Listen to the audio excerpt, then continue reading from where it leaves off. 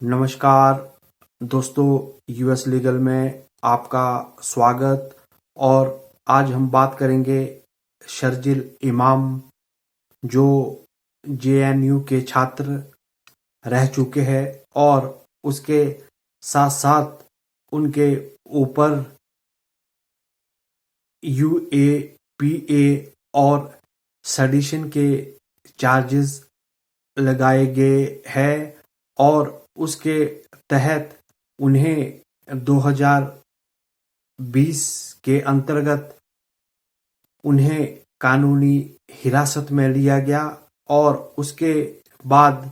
उनके ऊपर मुकदमे दायर किए गए। और हाल ही में ही उनके द्वारा एक बेल एप्लीकेशन को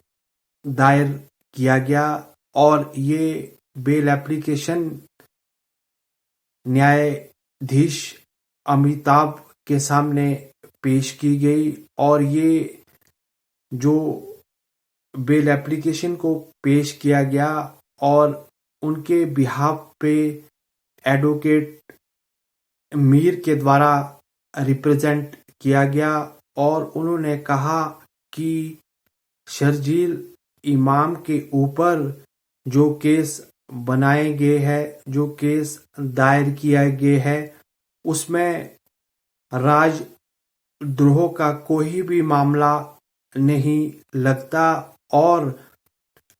मीर के द्वारा अदालत में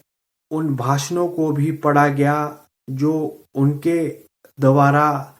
दिए गए। उनके द्वारा ये भाषण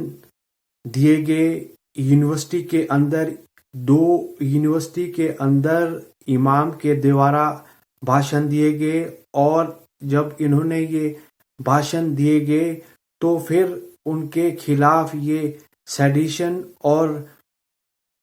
यूएपीए के तहत उनके ऊपर चार्जेस लगाए गए।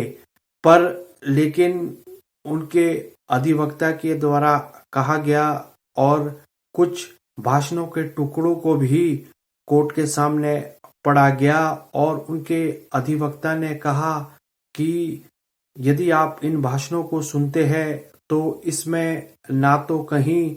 हिंसा को उकसाने की बात कही गई है और ना तो कहीं इसमें कोई भी इस तरह का राजद्रोह का कोई भी मामला सामने नहीं आता। ये उनके द्वारा कहा गया। बेल एप्लीकेशन को जब मीर के द्वारा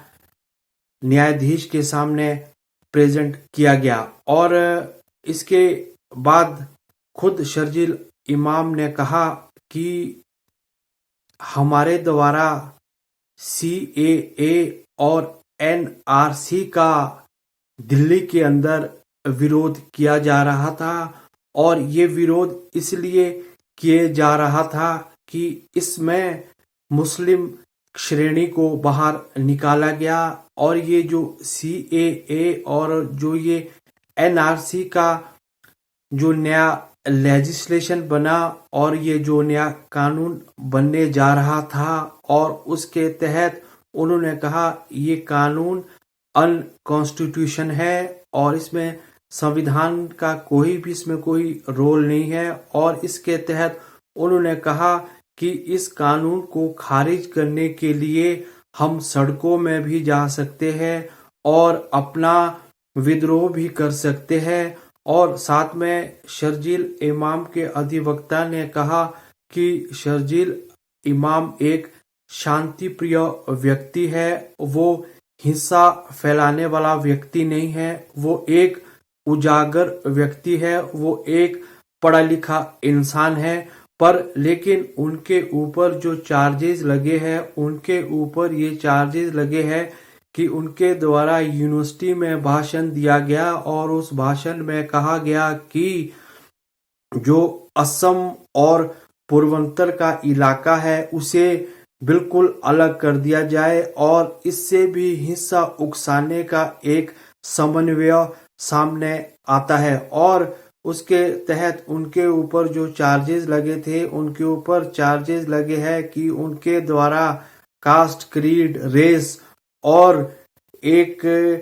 कम्युनल डिसहार्मनी को इनके द्वारा शर्जिल इमाम के द्वारा क्रिएट किया गया और उसके बाद इन्हें न्यायिक हिरासत में भी रखा गया और उसके बाद इनके अधिवक्ता के द्वारा इस बेल एप्लीकेशन को फाइल किया गया और इस बेल एप्लीकेशन को फाइल करने के बाद इनके अधिवक्ता ने कहा कि उनके खिलाफ राजद्रोह और गैरकानूनी गतिविधि अधिनियम के तहत इनके ऊपर कोई भी केस नहीं बनता है। ये टिप्पणी और ये अपनी आधारशिला को